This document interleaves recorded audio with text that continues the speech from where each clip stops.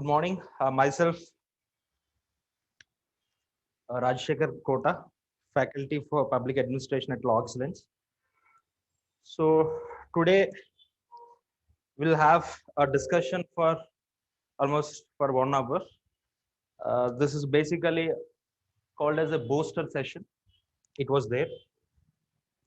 What is the purpose of this particular session?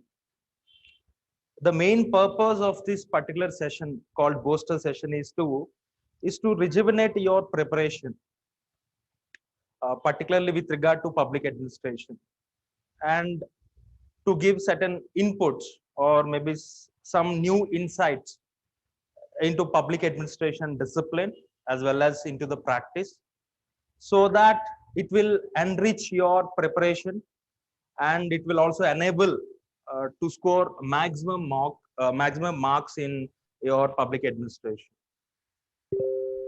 Now, we knew almost we have 4 months of time for your prelims. What we believed, what we thought was maybe for the next few weeks, there is some time period where we can engage people, particularly with regard to optional preparation. So that is what the main purpose of having this particular session called a booster session.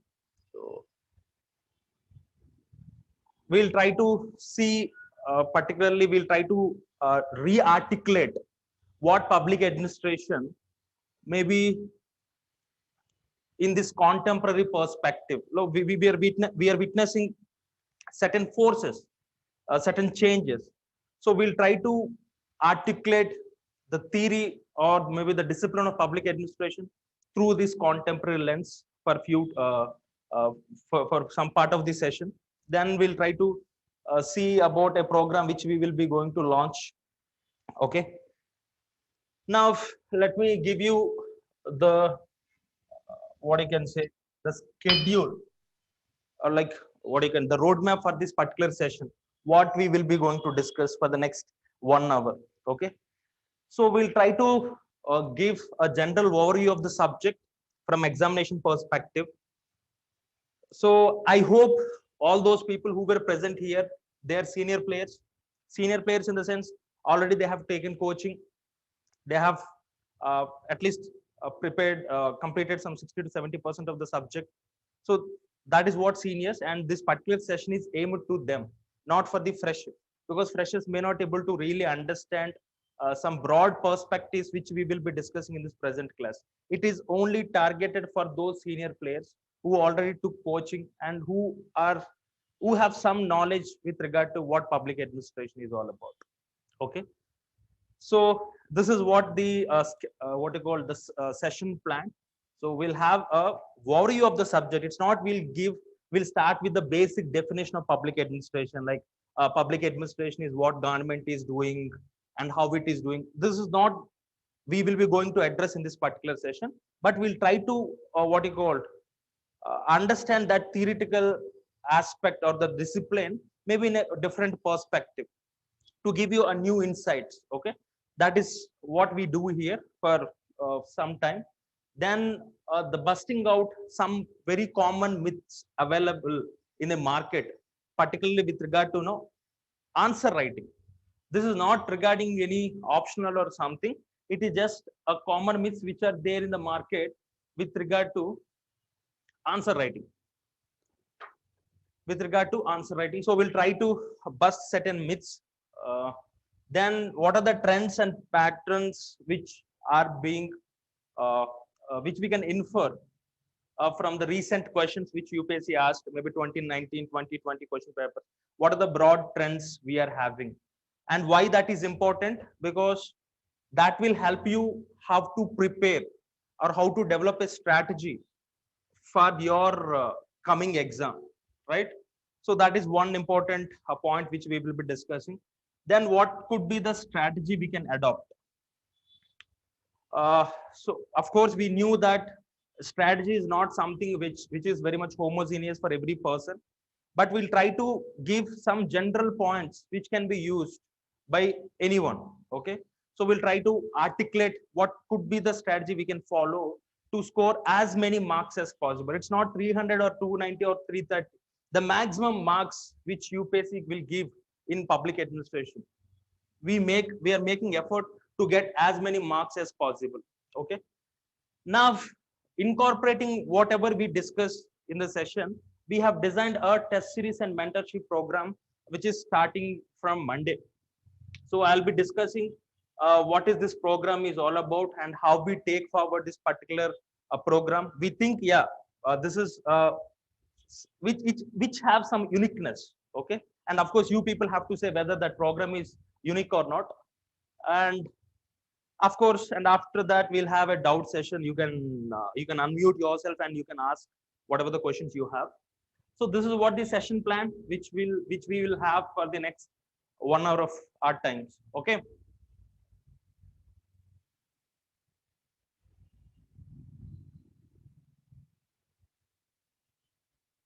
So Zoom meeting time out in 40 minutes. So please be, yeah, we'll be finishing within 40 minutes. The crux will be finishing. Okay. I'll try to finish within the 45 minutes. Okay. So that is how I try to what you call frame the entire overview in just 5-6 points. That itself shows how precise we are. The first thing is what we are trying to discuss is the theoretical abstractions given way to pragmatic consideration. See, now we are trying to understand what the subject is from a different perspective.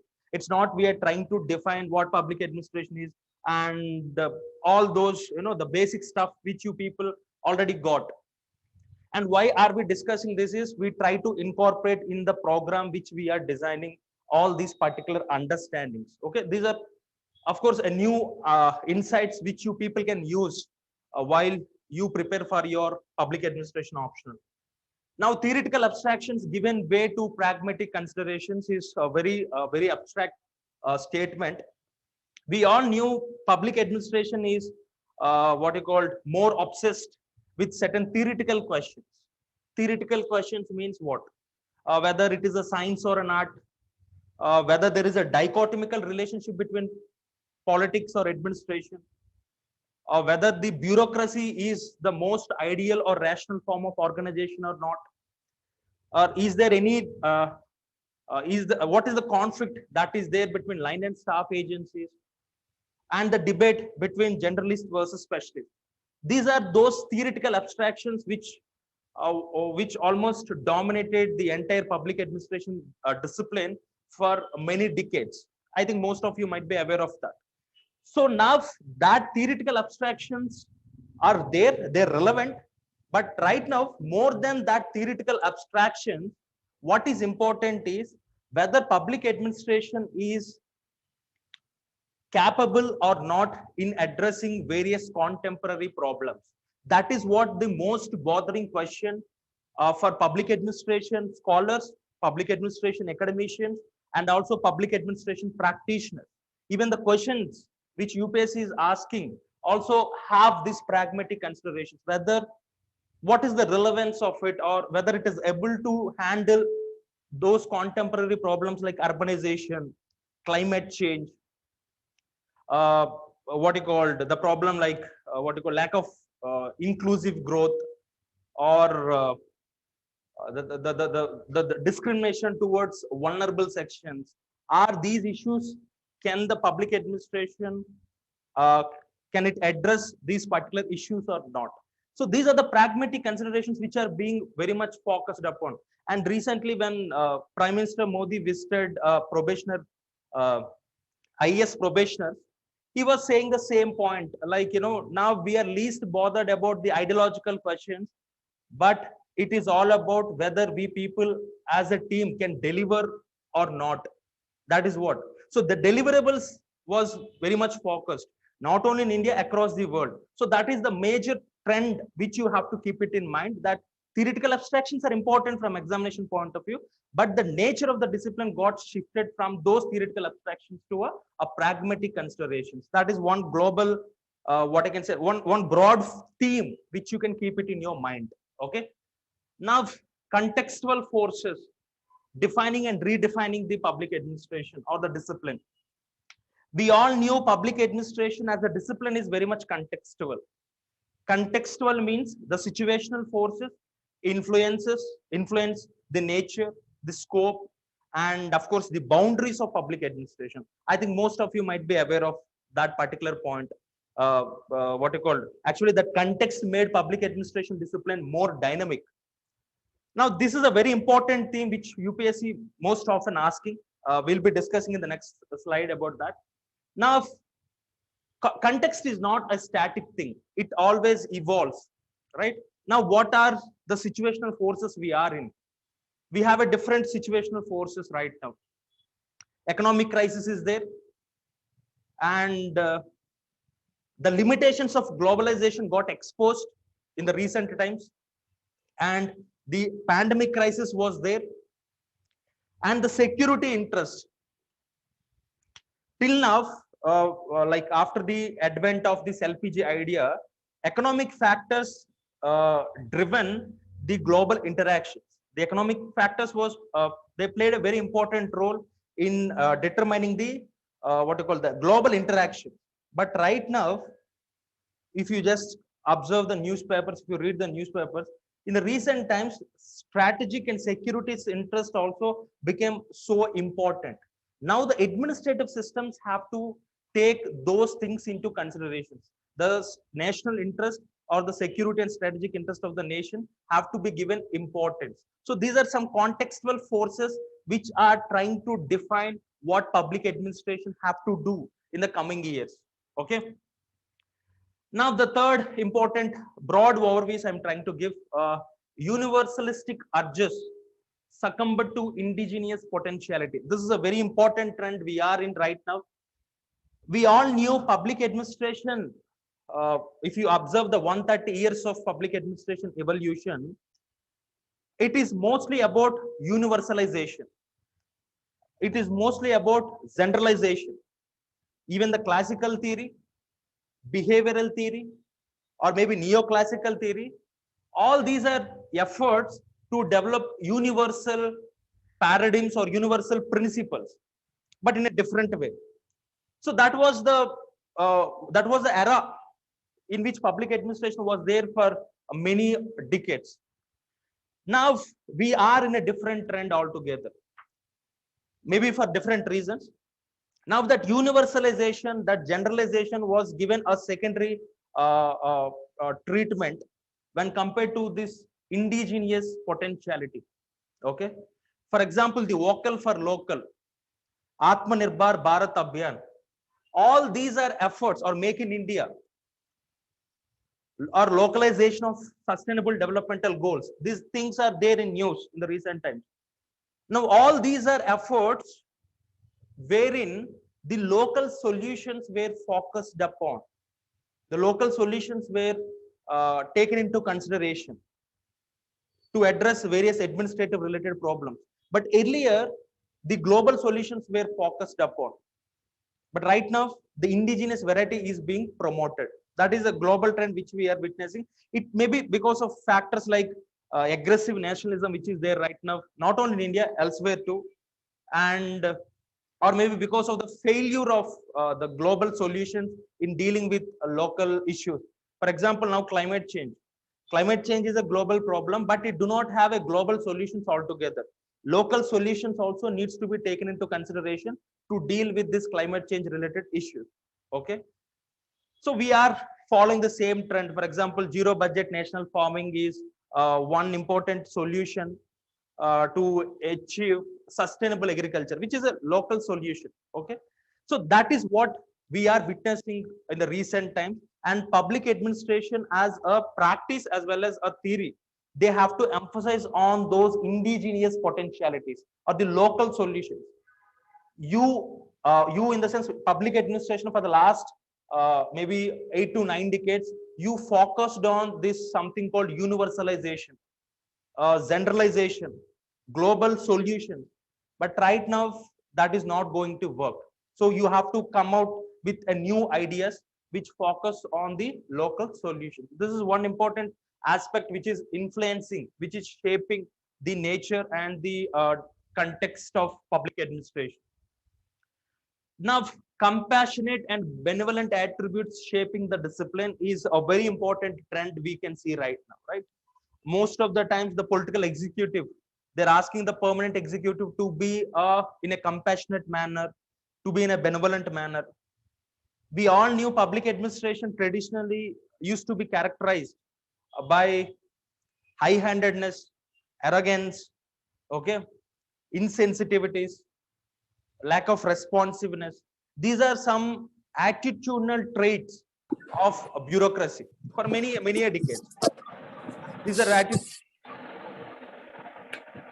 Please unmute.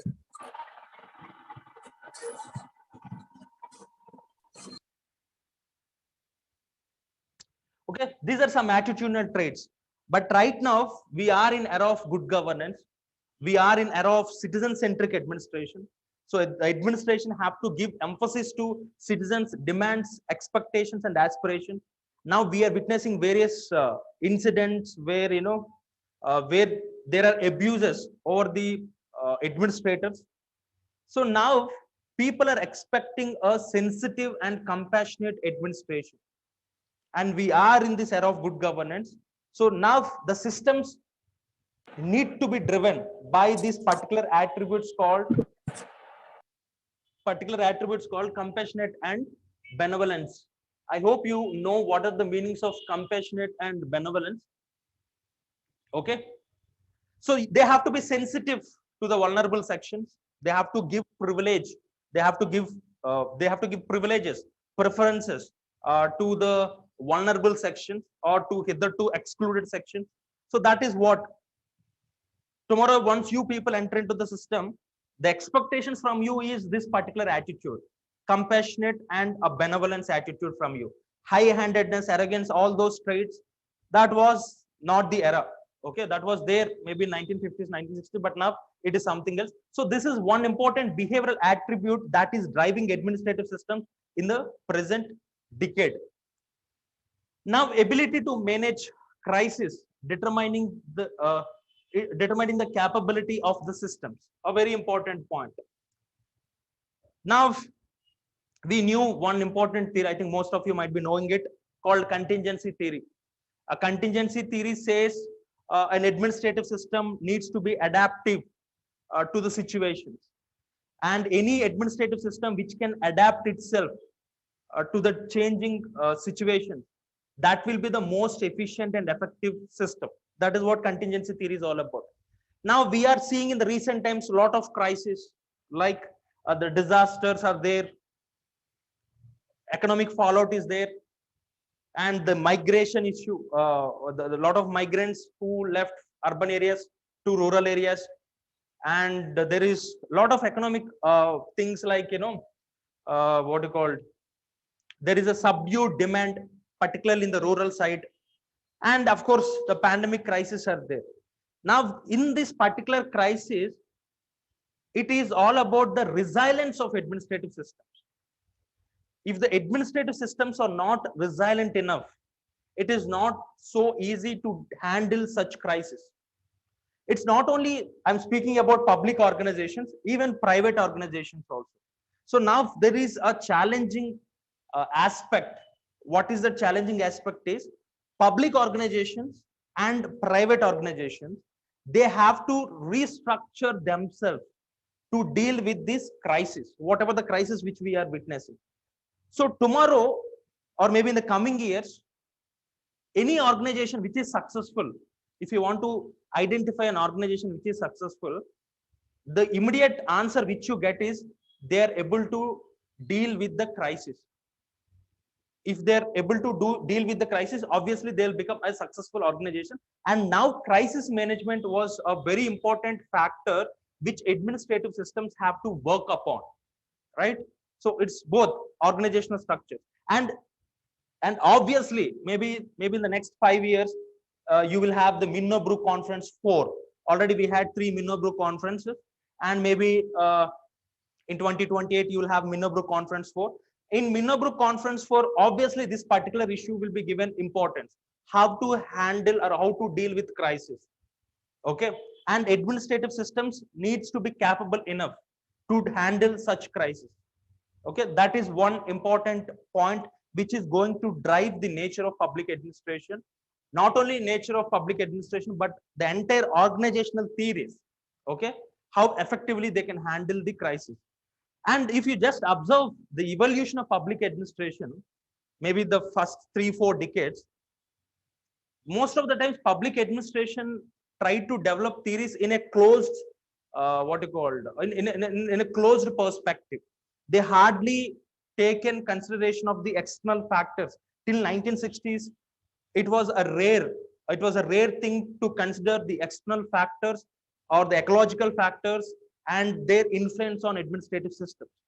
And even in 1960s and 1970s, when ecological factors were taken into consideration, even then the ecological factors haven't they were not understood what exactly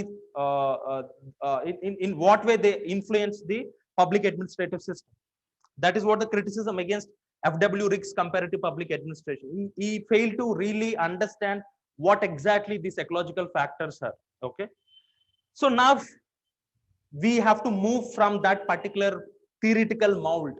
We have to understand the ecological factors more effectively, and you should develop systems with more resilience so that they can deal with whatever crisis which we are facing. This will be going to be the theme for the next few years in public administration practice as well as theory.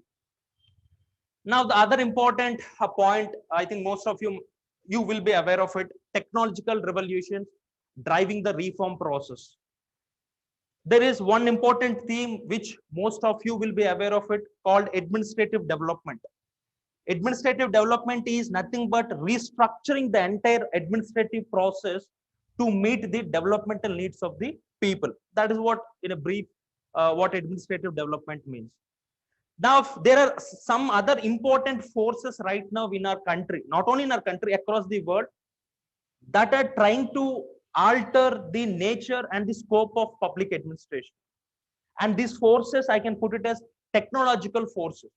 It started somewhere in 1990, but now the intensity with which these forces are present is so high. Now, for example, in the recent times, artificial intelligence, cloud computing, real-time governance, drone technology, usage of drone technology in delivery of services, okay, and virtual organizational spaces, virtual organizations. Now, data analytics, data management, and of course, management information systems, and what you call the precision, the what you call the precision that needs to be followed in a governance. These are some technological advancements, and of course, fourth industrial revolution. These technological advancements are influencing the nature of public administration. And obviously, this will be some questions which you people have to look upon, you have to think upon, and surely UPSC will be testing on these technological revolutions and how these technological revolutions is altering the nature of governance in our country. Obviously, these technological revolutions, they improved the ability of administrative systems to deal with lot of issues. Today, with drone technology, maybe what you call some drugs and some other common services are delivered at various places. Now, geotagging is used to locate the assets that were being constructed. Now, like Pragati app is there where you can monitor on real-time basis.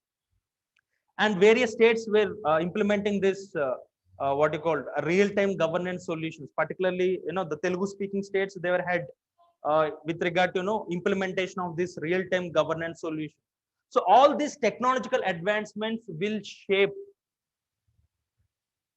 the public administration in the coming years. Already it is influencing, but now it will be influenced more. And if the administrative systems fails to consider those technological revolutions, it will become outdated. The administrators as well as the administrative system, they have to accommodate those technological advancements to deliver better governance to the people. So this is one solution. Technological incorporation is one solution to achieve efficient and effective governance. There is no doubt in it. And this particular theme will be there in the public administration for the next 5-6 years, maybe more after 6 years or 5 years. So this is right now, we are in that particular era of technological advancements. So that is one point which public administration have to take into consideration. The last broad point is metamorphism in the nature of accountability of the system. We all knew what accountability is all about. I'm not going to define what accountability is here in this class. Now, we are not in the traditional accountability mechanisms right now. There is a new forces. There is a new set of forces which were very much present right now to enforce accountability. One is the social media activism. And recently we have seen a lot of privacy related issues, right? Or security breaches. Now, for the next few years, this social media revolution or the social media activism will be there in enforcing accountability on the government systems. Now, how to utilize or how to better use such accountability channels. Now, government, for example, in the recent times, they are releasing information through Twitter, government websites, and even in Facebooks. They're giving a lot of information through the social media platform. Now they're using these social media platforms to communicate the vision, the objectives, or the purpose of their schemes. And even the people of this country using the same social media platforms to enforce accountability on part of the government. Now, that is one important trend which the administrative systems have to focus upon. How to better utilize the social media platforms and how to improve the system by using this information that is generated through the social media platforms. Okay, that is one thing. So it alters, that is called metamorphism. Accountability, the term accountability is getting changed in this particular in this particular period. Of course, it will be surely good, but we all knew there are some issues also with regard to this social media activism. One important issue is the credibility of the criticism or the credibility of the information that is circulated is always doubtful. So that is one important issue. And of course, the privacy related issues are also there. So these are some issues which the administrative systems have to tackle with. Okay. So these are some global trends which we are in the recent times, which will try to define the subject, which will try to articulate or re-articulate the subject. And these forces are also very much important because UPSC might also consider such forces while framing their answers. And if you see 2020, 2019 question paper, somewhere, you can find these forces are very much there. Or what I mean to say, UPSC have acknowledged such forces and implication of such forces on public administration. Maybe in the coming years, the questions will be reflecting more on these broad themes. So when you read the subject, when you start reading a particular theory, you have to think that particular theory or apply that theory in this contemporary perspectives. That is what this particular slide is all about. It's not for the freshers. I told this is for only those people who are seniors, who already done with their preparation. So who know something about what public administration is. So for example, universalistic urges. If you don't know that, what classical theory, behavioral theory have told with regard to universalization, then you cannot make sense out of this particular point. We all knew the entire public administration is an effort to make some universal principles or universal postulation. That was the obsession which the public administration scholars had for the last not 4 to 5, more than that, maybe 8 decades. But right now, that is not the issue, because now global solutions will not address the issues which we are facing. The best example is climate change. It's not you can handle climate change with only a global solution. Indigenous ideas, indigenous solutions also needs to be brought in. This can be kept in a broad term. Maybe some of you might be knowing this word. I can keep this broad term, the third point, into a word called postmodernism. I think some of you might be knowing this postmodernism. Postmodernism is a, what you can say, a particular, a paradigm in public administration which questions the universalistic principles. Which questions the universalistic principles.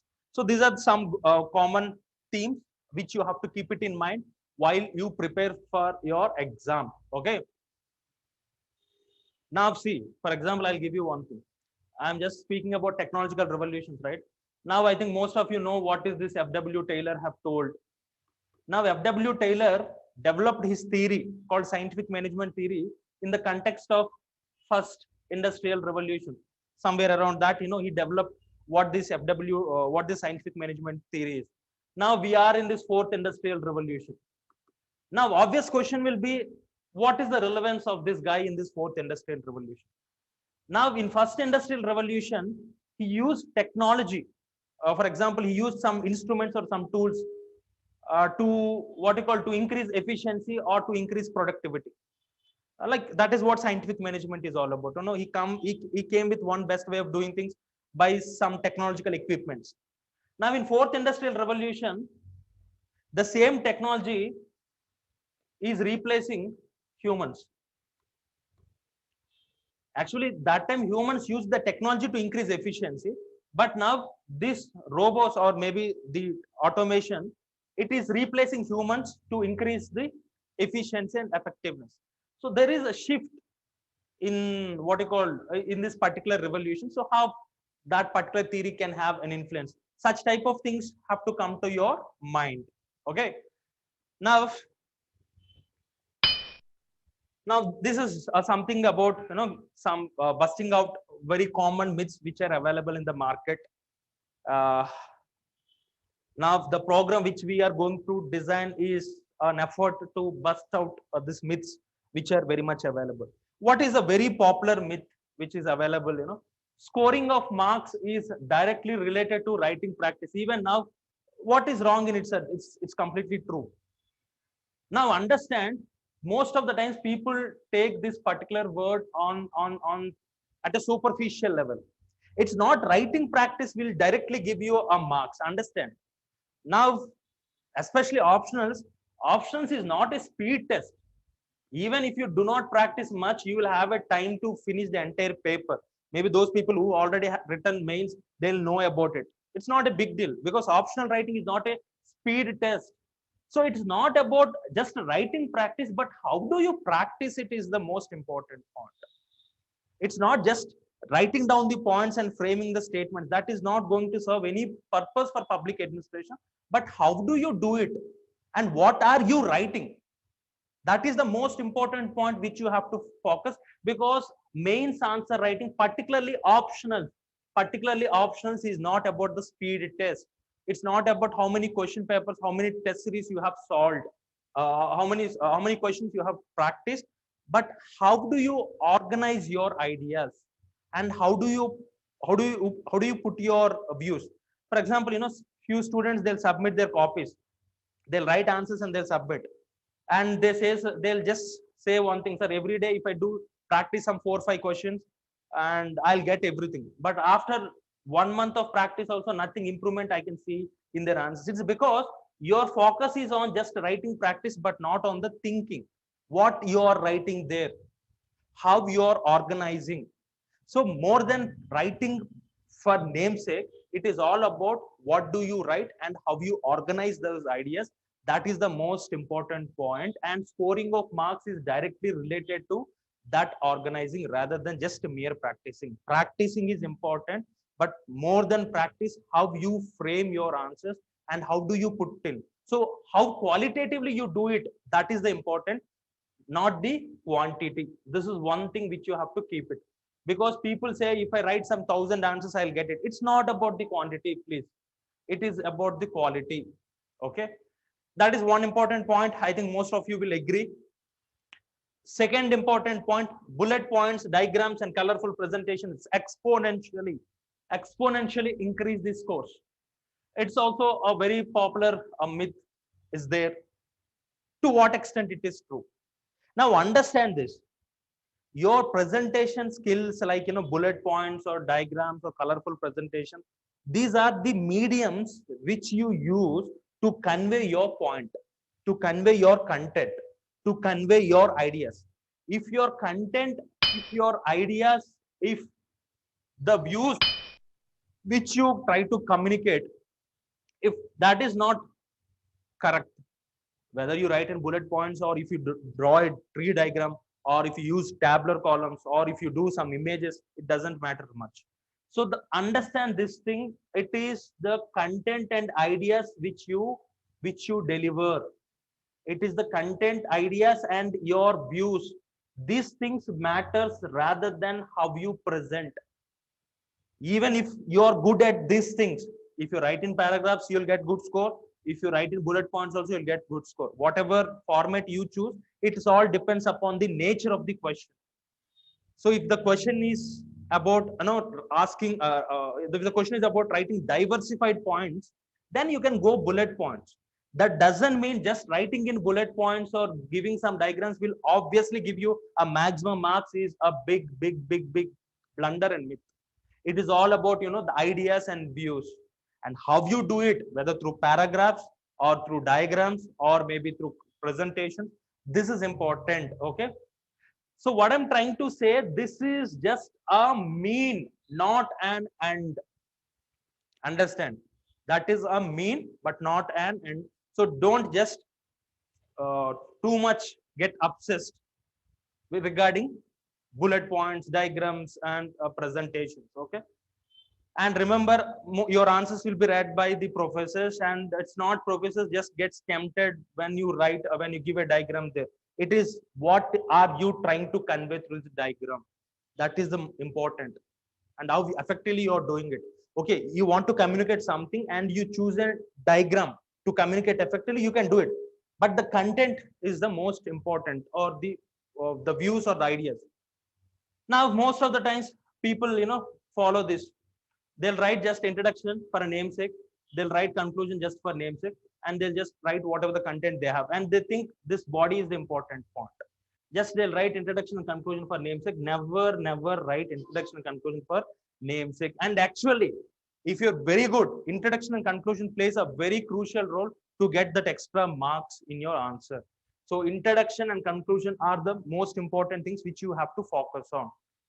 That doesn't mean you will write introduction 5 lines, conclusion 5 lines. It's not about how many lines you write.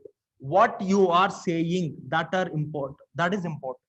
Introduction is all about what is your understanding of that particular question and how you want to present it. That is what intro. If there is a question, what is that you understood? That should be introduction to it. Don't write a vague and abstract introduction, which is not specific to the question. You will not get any marks out of that introduction. So introduction will give you extra advantage. So use that very carefully. While you write introduction, make sure that introduction is making something sense and it is reflecting what the question's demands are. Okay, focus on that. And conclusion is all about consolidating your views on that particular question.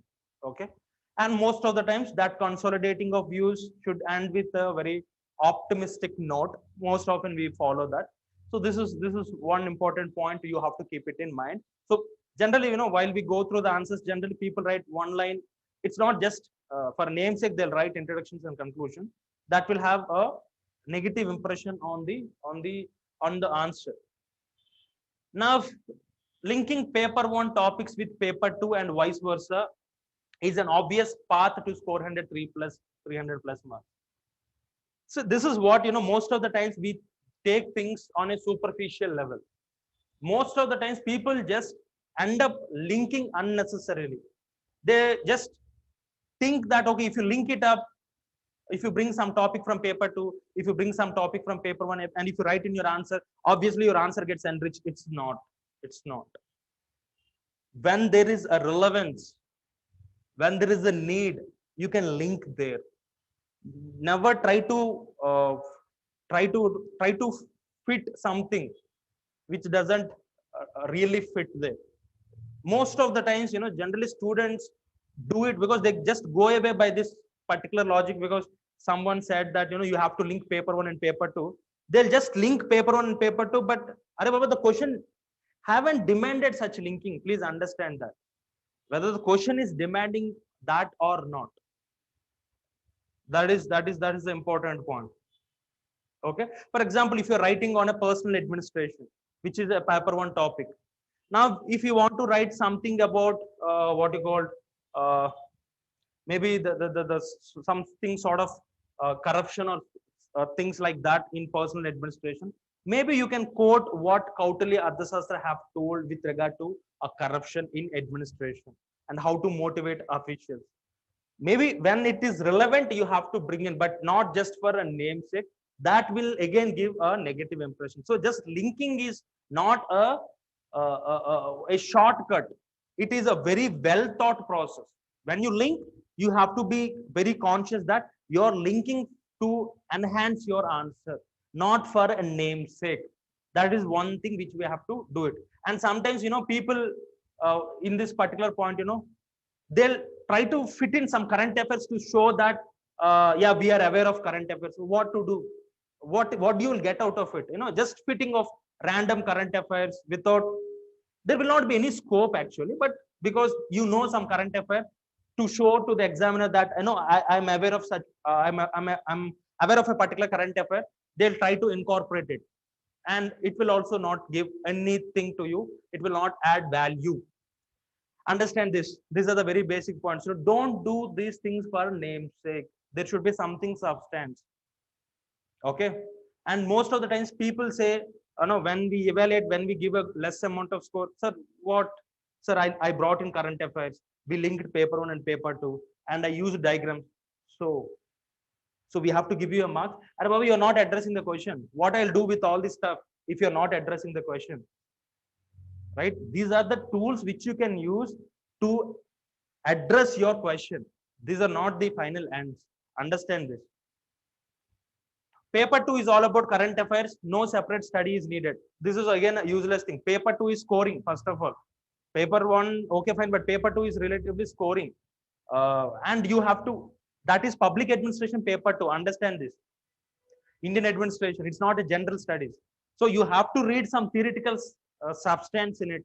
For example, when there is a conflict between Prime Minister office and maybe a central secretariat, a cabinet secretariat, maybe you can bring in the notions of line and staff agencies, or maybe a generalist versus specialist. Some theoretical addition should be given, which really fits into that particular thing. It's not like a GS paper, understand. It is Indian administration paper and you're writing part of public administration. You can write the current affairs part, but you have to write in such a way that you are a public administration student. So you need a preparation for it. You need preparation for it. Current affairs is needed, but most of the people avoid because we are reading current affairs. Why to read public administration paper 2? It's not like that. Whatever current affairs you read, you have to fit into this paper 2 public administration. Okay. But you should not dilute you should not dilute that public administration essence. Okay. And which only you people will have, not a GS student. Surely GS student will not have a public administration essence. You people will have. So whatever the current affairs you read, you have to read from an administrative perspective, from public administration perspective. That is one thing.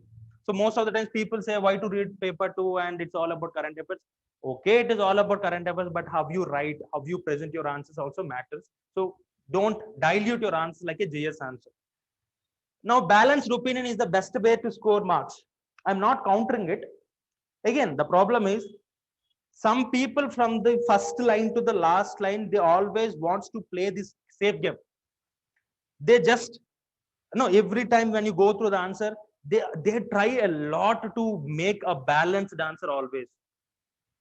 That is killing your ability to think. It's no need to be no need to be so sensitive. I'm not asking you to write a very radical and very revolutionary ideas in your answers, but no need to be such conscious that you have to write at whatever cost a very, very balanced answer. No need to be a very, no need to play such safe games. No, you don't have a pessimistic opinion. That is what I request. But having a balanced opinion should not again become an end. At least you should take certain freedom to give your views also.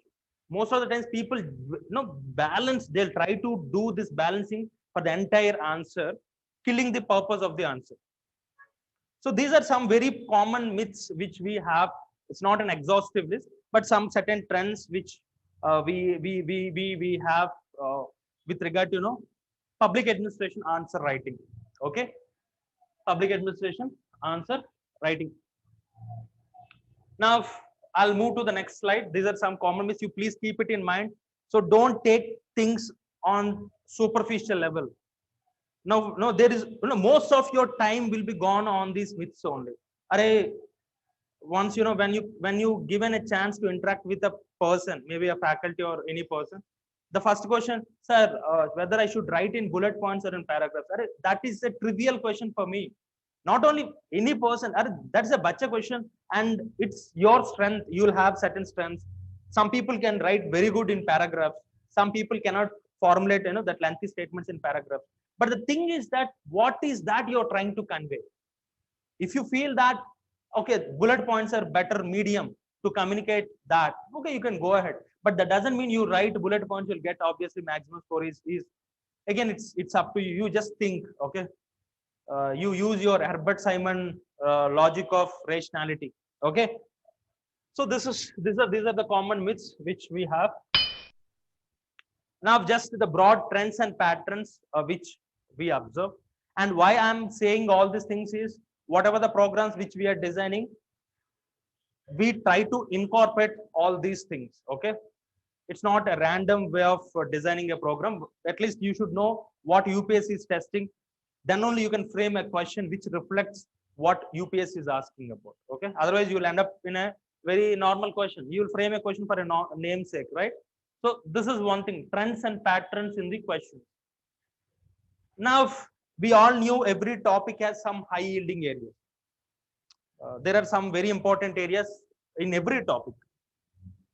Now we have to focus on those areas. That doesn't mean UPSC will be confining only to these topics. Okay, every chapter, every topic you have to read, but you have to focus more on these high yielding topics. Okay, and how we will arrive at this high yielding topics? Okay, based on the previous year questions, last 10 years questions, we'll go through it and we'll try to derive certain themes which are repeatedly being asked. So from that we'll get those high yielding areas, and for every topic we have what are those high yielding areas, and here the examples I gave for the only chapter 1. Okay, now for example, see the chapter 1 introduction topic. There are if you just observe the previous previous 8 or 9 years question paper, I mean from 2013 onwards, you have 3 important themes. One is the ever expanding and the dynamic nature of the discipline is the most popular theme, and you have to be aware of this theme. Now the question is very simple. They'll ask only one point and it is being asked in a different ways. The theme is this: is this phenomenon, what is this phenomenon, ever expanding nature of the discipline? That is what I mean phenomenon here. Is it a boon or a bane to the discipline? This is the common theme which UPSC is asking for the last maybe 80 years. Even before it was there, but it is being asked in a different way. So you have to be more confident in trying to frame your ideas, whether this ever expanding nature of the discipline is a boon or a bane to the discipline. Sometimes they'll ask you the positives of it. Sometimes they'll ask you the criticism of it. Sometimes they'll ask the both. Okay. Or sometimes they'll try to relate this ever expanding thing to the scope, or maybe the complexities, or to the challenges. The theme is same, ever expanding nature is the same. So positives and negatives of it is a very important theme which you have to prioritize in your preparation. So this is one important theme which I got it, which we derived from after looking into the recent questions. Okay. Now the next important very theme in the first chapter, I'm just speaking about the paper 1, chapter 1. Okay. The evolutionary history of the discipline. This is again a very important theme because this is the crux of the discipline. The evolution of the discipline is the crux. Now, how these evolutionary trends impacted or influenced the discipline as well as practice. It's a very important thing. Now, these evolutionary trends, they're asked in a positive way and also in a negative way, whether it impacted in a positive way or in a negative way. Every evolutionary trend, it can be the crisis and identity paradigm or NPA paradigm, or maybe this, what I can say, the state minimalism paradigm. All these are very important evolutionary tendencies and how they influenced the public administration, both positives and negatives. This is the most important thing which is being asked. Now, the third important theme which you can find is the modern aspects or modern models like governance and of course LPG, and its administrative variant is NPM. LPG is the political economic philosophy, I think most of you might be knowing, and its influence on administration is manifested through NPM, New Public Management. Now, how these particular themes are influencing particularly the 21st century administrative system. This is again a very important theme, very, very important theme. And in the last 6 or 7 years, this question was mostly focused upon how LPG resulted in corporatization of the state, corporatization of the state, okay, and how governance influencing the system. These are the most often asked themes in the recent times because the relevance of these themes are there right now. So these are some high yielding themes which we have to be clear first. Then yes, you can go to these other topics which we have. Okay. So this is how we do it for every chapter, and we call this as an approach paper. You know, for every, before the start of week, we give you an approach paper. I'll be discussing all these things. Just wait for a minute. So this is what the one important trend which we focus. So we'll try to extract high yielding areas, and we'll try to give, okay, these are the high yielding areas every chapter is have, and you also have to understand what are the high yielding areas. Okay. Now, other important trend is like, you know, from 2011 to 2016, 2015 or 2016, the nature of the questions were completely different. The nature of the questions was completely different. And from 2016 to 17 to 2020, the nature of the questions are different, completely different. In this particular period, the questions were more of academic. Academic substance was there, the framing, the jargon used, they are of more academic in nature. And because of that, the subject also became a little bit, what you call tough. And of course, that time the marks given were very much less. Questions, understanding of the questions also became so difficult. But 2016 to 17, now the questions are mostly of analytical and application based. Take any question, they are mostly analytical and application based, nothing else. And the theoretical, what you call the theoretical aspect of it also got diluted to a greater extent. That theoretical sophistication is not there in the recent questions, and I believe this trend will be there because in the previous slide, when I was speaking on overview of the subject, what I have said, theoretical abstractions gave way to pragmatic considerations. This is a broad theme. Now we are not so worried about the theoretical aspect of it, but what is the relevance or what is the pragmatism with which these people have to work, the administrative systems have to work. This is the broad theme. Even the way UPS is asking questions also fits into that broader theme. Okay, because the nature itself, the subject nature itself is changed. So analytical questions and application centric questions or academic questions were being focused before. Now it is analytical questions were being focused. Just see these two questions which were asked in the recent time. Okay. Principles of analysis and principles of action. Principles of analysis and principles of actions were not differentiated in Taylor's scientific management comment. It is basically analytical question. Not about asking what F.W. Taylor have told to us. Nothing. Please unmute.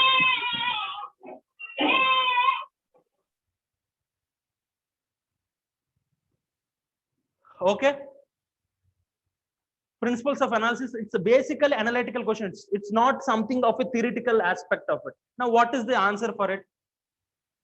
Now, we all knew F.W. Taylor is a person who had a very much integration with analysis and action part. He focused only at the shop floor level. He observed how things are being performed at the shop floor level. He tried to modify those practices. He introduced certain actions there. For example, time study, motion study, all these things he has done there. And based on those actions, he tried to develop analysis. He tried to develop certain principles which formed the base of scientific management theory. And these analysis, again, he tried to convert into action. For example, true science of work is a very important analysis which he came with on the observations which he made on the shop floor level. So based on the true analysis, based on that particular scientific analysis, now he brought in certain actions like what you can call maybe functional foremanship, differential piece rate system. These are actions which he have introduced at the shop floor level, which he introduced at the shop floor level. So there is a very much synergy between actions and analysis in this F.W. Taylor scientific management theory. Most of you know what are the principles he gave, what are the techniques which he gave, but it is all about how you have to bring in that to answer this particular question. The question is about, there is nothing much differentiation like other classical scholars like Henry Fayol, whose analysis are different from that of action. Okay, but this guy is more focused on shop floor level. So understanding how things are being done at the shop floor level, he came with certain analysis, and that analysis he just converted into action. So it is a cyclical process which he tried at a very shop floor level. Okay, and we all knew F.W. Taylor is not a person who is very much interested in theory building. Okay, and also there is a lot of integration you can find between analysis and principles of action. For every principle, you will find a counterpart, a counter action to it. So you find that lot of synergy between analysis and action part, especially in F.W. Taylor scientific management theory. So this is a point which you have to analytically think. Otherwise, you will just end up writing some principles or some techniques which he proposed. But that is not the question. It's not, the question is not about F.W. Taylor principles or techniques, but it is all about how there is a very much established synergy between these two. Now see this, new public service emphasizes democracy and citizenship as the basis for public administration theory and practice. It is basically application based question. How it is application based question? Because you should know what the theoretical aspect of new public service and how it is being applied to public administration theory and practice.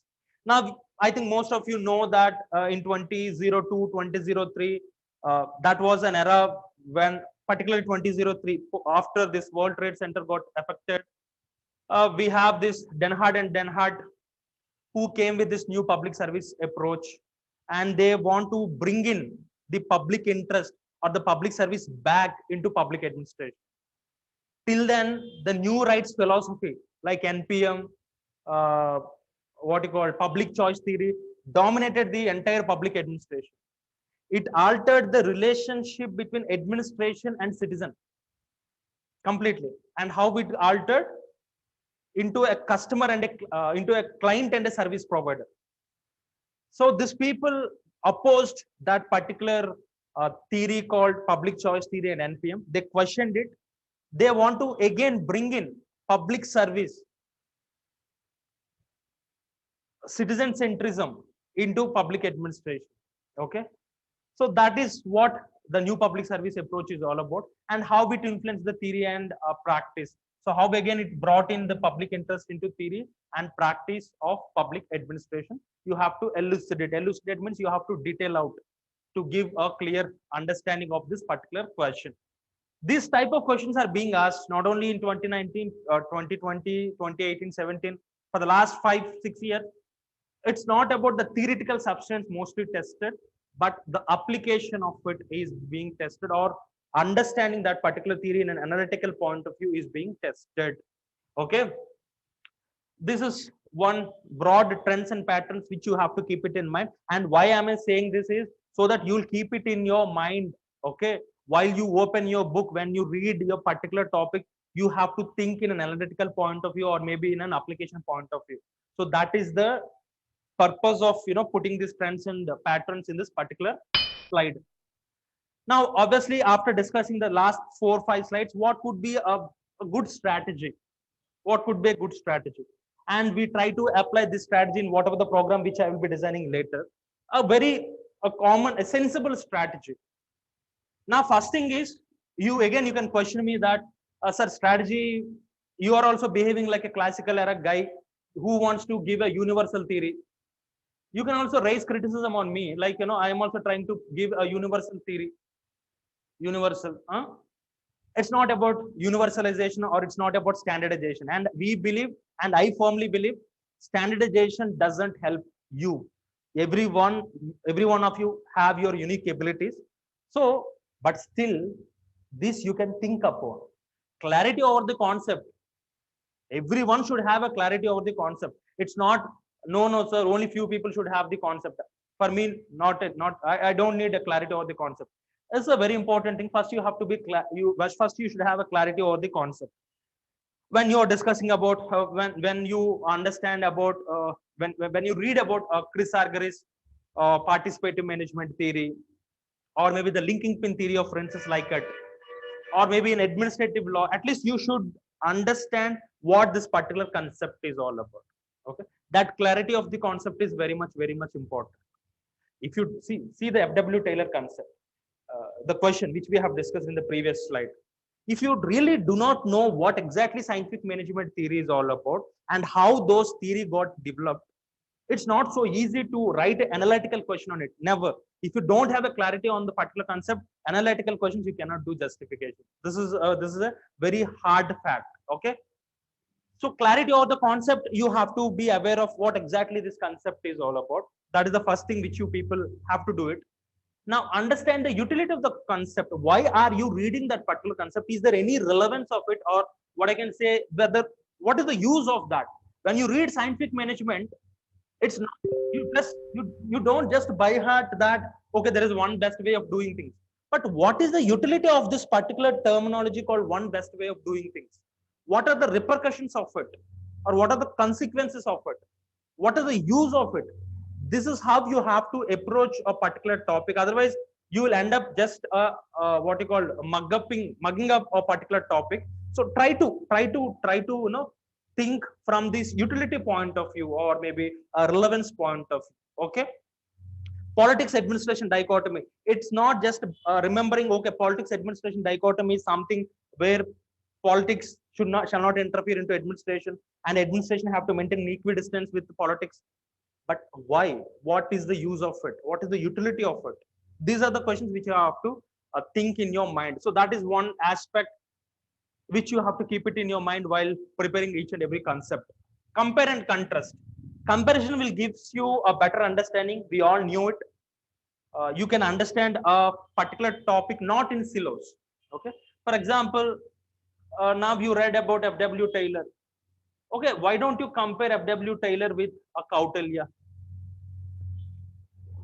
Or why don't you compare him with maybe a behavioral scholar like Chester Bernard? So this comparison will deepen your understanding.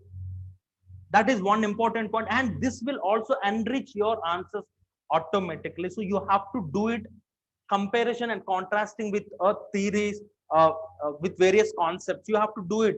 It's not you have to read everything in isolation.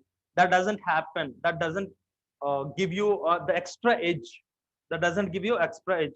If you just read F.W. Taylor only from his point of view, you will not get an extra edge. Apply contemporary lens. Apply contemporary lens. Apply contemporary lens. I think you know. Why all these things?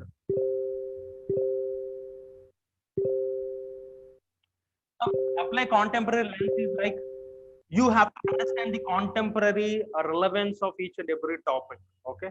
For example, the Max Weber bureaucracy.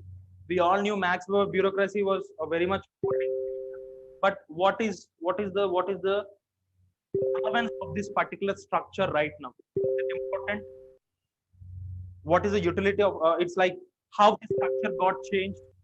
So this contemporary dimension, or I can say this current affair approach, to certain extent have to drive your preparation.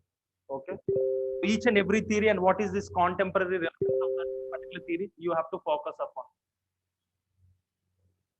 Now, presenting those ideas is the most difficult job in public administration. Maybe the first 4 steps you can easily adopt. It's not a big deal for you, but can you present them in a very precise way? This is the most tough job actually in public administration. Now, how you place down the above things in a very precise manner, in a very simple manner, this is where you have to do something sort of, putting down your views on a paper. Okay, some people call it as writing practice, or maybe some people name it as a test series. Whatever name you give it, there should be some effort where you convert your ideas onto a paper. How precisely you do it? Sometimes, we find students who very beautiful express their ideas in the class, but when they put down an answer, it's like something else.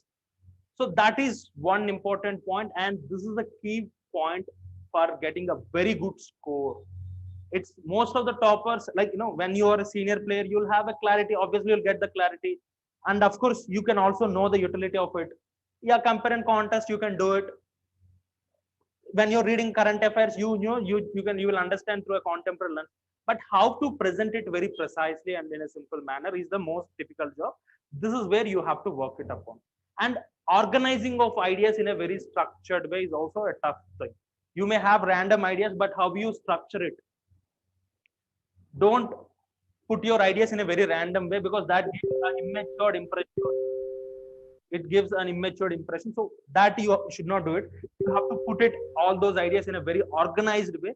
And this is one key strategy which you have to follow to get a maximum marks. Either you structure it in bullet points or paragraphs or whatever representation you take it, but you have to make sure that things are very much structured. Okay, this is one thing which you people have to keep it in mind while you are preparing for this exam. Particularly, I'm speaking about public administration. This holds good for other topics also, but only for public administration, I'm more bothered about. Okay. So first thing, you keep it in mind: clarity, utility, then compare, contemporary things, and preciseness, and structured manner, structured arrangement. This is something where you have to work upon to get maximum score. See, those people who are getting 230, 250, and those people who are getting 270 or 300, there is nothing much difference. It's not they'll have more content than you people. Content is same. How organized they are, how structured they are, and how beautifully they're presenting. These are the things which differentiate these two types of people. It's not this person will have more content than what content extra will have, same content, but how he's trying to reproduce it, or how he's trying to present in that particular 5 or 6 minutes of time is an important point which you have to work upon. So this is what the core strategy we have. Now the program is this test series and mentorship program, which we are starting from this Monday. Okay. Now I'll be trying to discuss what is this test series and mentorship program. And one more point, whatever the things which we have discussed till now, everything will be incorporated in this particular program. Whatever the strategy we are referring, or the myths which we try to bust out, those things will be reflected in this particular test series and mentorship. Or even the first slide where we try to discuss the subject through different perspectives, right? All those things will be directly be part of this particular program test series. And it is the most important point is, it's not about this thing, it's important, but this is the most important. There is a personal mentorship, and this personal mentorship is on professional lines. This is the first time we are putting our efforts, hard efforts. It's not so easy, because even while designing of the program, when management, we were discussing what type of program we have to launch. Okay, to be honest, I'm okay with this but not why, because a lot of efforts we have to put it, we have to be so committed, but the impact it will create is so huge, the benefit it will create is so huge. So we were convinced that okay, let us launch for the first time something, a mentorship program, that too on a professional line. This is the most important unique point of this particular program, and what is that we'll be trying to discuss. So it's basically a 7-week test series program. It will be starting from this particular Monday, I think 21st, and it will be there ending on August 8th. So you will have almost 2 months of your time left for your civil prelims preparation. So we'll be doing everything by August 1st week, the entire program. So it's a 7-week test series and a professional mentorship. Professional mentorship is like this way. We'll give you a question paper, right? In every week, we'll give you a 2 slots, individual slots, and we'll have a 15 to 20 minutes or 30 minutes of discussion. And whatever the discussion we have with regard to the subject, it will be documented. For example, I'll open a sheet on your name. The first discussion happened on so and so date, time is so and so. What are the points we were discussing? And just we'll try to understand your abilities and how you are performing and what is your understanding of the concepts. And we also conduct test series, right? We'll be discussing the evaluated sheet, answer script. It's not just we are giving you reviews. We'll try to discuss what is there in it in this particular half an hour to, it can go. It's not just we have to finish the session in 15 or 20 minutes. We can go for 30 minutes. 2 slots will be given to every student in a week. It's like a personal professional mentorship with the test series. And in this 30 minutes, you can ask about a particular concept, you can discuss a particular issue, or you can say, like you can submit an answer, or we'll be trying to discuss the evaluated transcripts which are given to you. Okay. And everything will be documented. Everything, it's not just informal sessions. Every session will be documented. At the end of the 7-week test series, the sheet will be given to you. This is what your performance, all the meetings will be documented. Okay. Now, this is one important point, and every question will be designed with utmost seriousness. Yes, there is, because we all knew a lot of questions are available. Nowadays connecting of test series becoming so easy, but for me it is so tough because you have to think for every question. When you want to give an FW Taylor question, it's not like you can pick up a normal question and give it. You have to at least think out of the box. Okay, what are the trends right now going on? How we can frame something new. That uniqueness always is a very tough job because it's not so easy to be always unique. But that is the most important point we are trying to focus. Questions will not be at any cost repeated. And the open challenge is, if you can prove a particular question, you got it from anywhere, we'll repay you the money. Public administration, I'll repay you the money. If you can find this, so this question is there from there, this question is there from UPSC. Maybe UPSC, that, what do you call that thought process, we may reflect it. That thought process, yes, we reflect it. Otherwise, we'll get deviated. Now, I cannot ask a research question in public administration, which UPSC is not asking. So, that thought process which UPSC is trying to do it, we'll try to imitate that. We'll try to imitate that. There is no doubt in it. But sometimes we'll try to also think out of the box. We'll make an effort. But repetitions, all this stuff, we don't do it. And it's the faculty who will be framing the questions. It's not we'll delegate to some student who is preparing for the public administration optional. It's not, okay, I'll ask him, please do some questions and give it to me. No, no, because we take with high seriousness in framing each and every question. We will not give you 100 or 200 or 300 questions, but whatever the questions we give with utmost seriousness, so that you will feel something new is being asked. Okay, this is one assurance which we try to incorporate it. And I gave you open challenge. If you can prove a plagiarism in the model answers which we write or in the questions, your money will be given you back. Okay. For this program, test series and mentorship, the thing which I'm saying is to give you the intensity, how much effort we will put in. Test series is because now many market players are there. You can get a test series, not a big deal, but what we will try to do is this particular point. And reflecting the trends, whatever the trends we try to give for every chapter, When we frame a question, it's not we do it randomly, but we will see what is the previous trends of it, because we'll give you an approach paper. For example, next, the for example, the test series starts on 21st June. Suppose we gave you chapter 1, 2, and 3, assume. Now we'll give you what is the approach you have to follow this particular chapters before you start reading. We'll give you a broad approach, and the approach is based upon the trends and everything, so that now you will be focusing on the right areas. Now, whatever the questions we ask, also majority of the questions will be based on the broad trends and patterns. This is one thing. Time bound deliverables, I'll be showing this in the next slide. What is this time bound deliverables are? Approach papers are given. Approach paper means how you have to read a particular chapter, and before the start of week we'll try to give the, it's not we'll try, we'll give you the a paper before the start of the week. Model synopsis will be given. It's not a model answer, it's a synopsis. And synopsis, again, I'm trying to say, it will be own words, it will be own words, it's not copy paste. No, or it's not we'll delegate to someone, to a student who is preparing for this exam. Are Baba, please, why don't you give you a model answer? Why don't you pick some content from 2 or 3 books and give it? No, no, not at all. Even we are ready not to give a model answer, but if we give, we do it on our own. Again, no plagiarism, nothing sort of that. This is what this particular test series and mentorship program is all about. Now we'll try to see what schedule is there.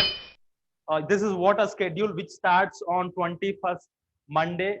So this is the 3 chapters which you have for the first week.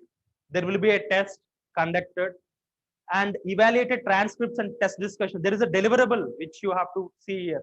Test discussion will be there on a particular day, and evaluation copies will be given by a particular day. It's given there, and model synopsis can be given. I haven't included approach paper. Approach paper will be given before the start of this particular week. For example, if next week you have chapter 5 and 6 and all these chapters, so before 28th you'll get an approach paper, so that you can just go through the approach paper and you can have your preparation for this particular week. So this is what I mean called a deliverable, time bound deliverables.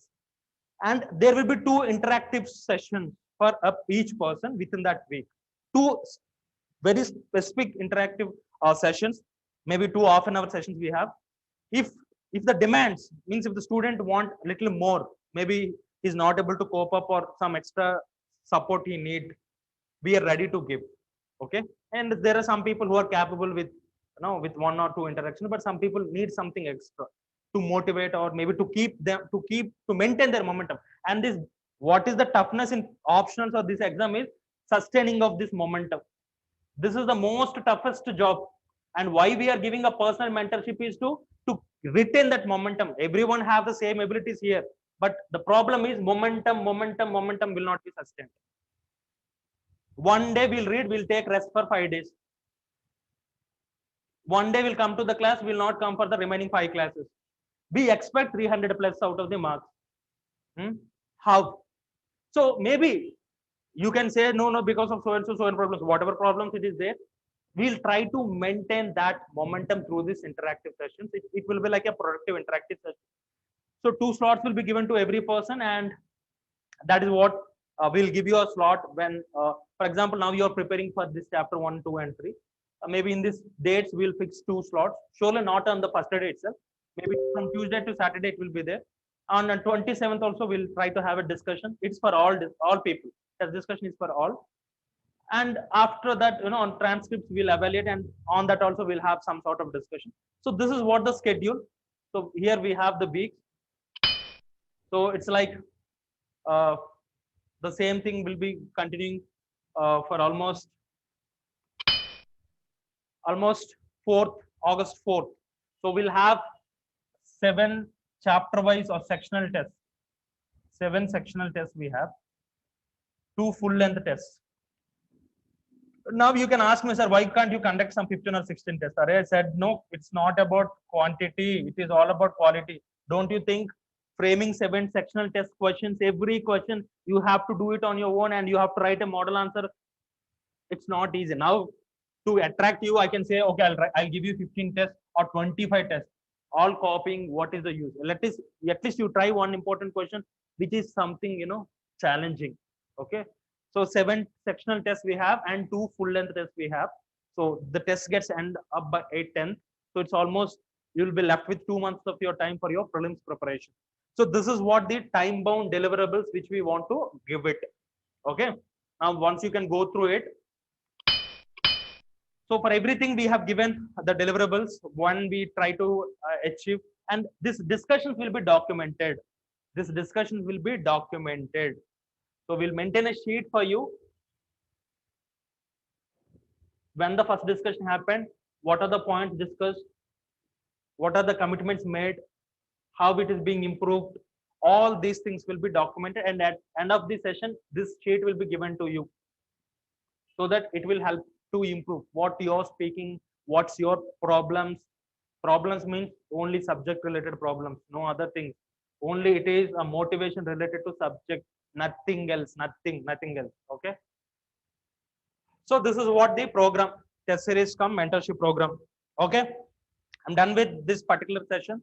Now it's open for your doubts. You can ask whatever doubt you have. We'll wind it up because it's almost the time. Anyone, if you have any doubts, you can just unmute yourself. If you're not willing to unmute yourself, you can text so that I can see the message there.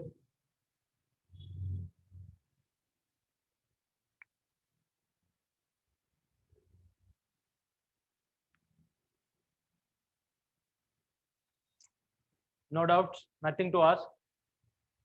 See, if you ask anything, that doesn't mean no you're committed to join or something sort of that. Just if you have anything, you can ask. Maybe any subject related doubt, maybe conceptual doubts or anything, you can also ask. Not a big deal. Okay, but confined to this public administration. Now, major trends. I think in the first slide you could see that mission karma yogi and all these things. Vocal for local. These are some important aspects which are there in news, which surely will be part of public administration questions in paper 2. And vocal for local is not just a independent event that happened in India. It is a global trend where countries which focusing on local solutions. Okay. Any doubt? Okay, then for any inquiries, I think you can call to any of the numbers. You can call to me, not an issue. My number, I'll be available on this number, 9912716978. You can take down. If you have any doubts, you can call to that number, 9912716978. Okay. Don't use for wrong purposes, please. Okay. Just for any issues regarding to this public administration, you can call. Okay. Please don't share. 9912716978. Okay, fine. Okay, I'm closing this session. If you have any doubts, you can ask. Otherwise, just I'm winding it off. Okay, then. Thank you, one and all.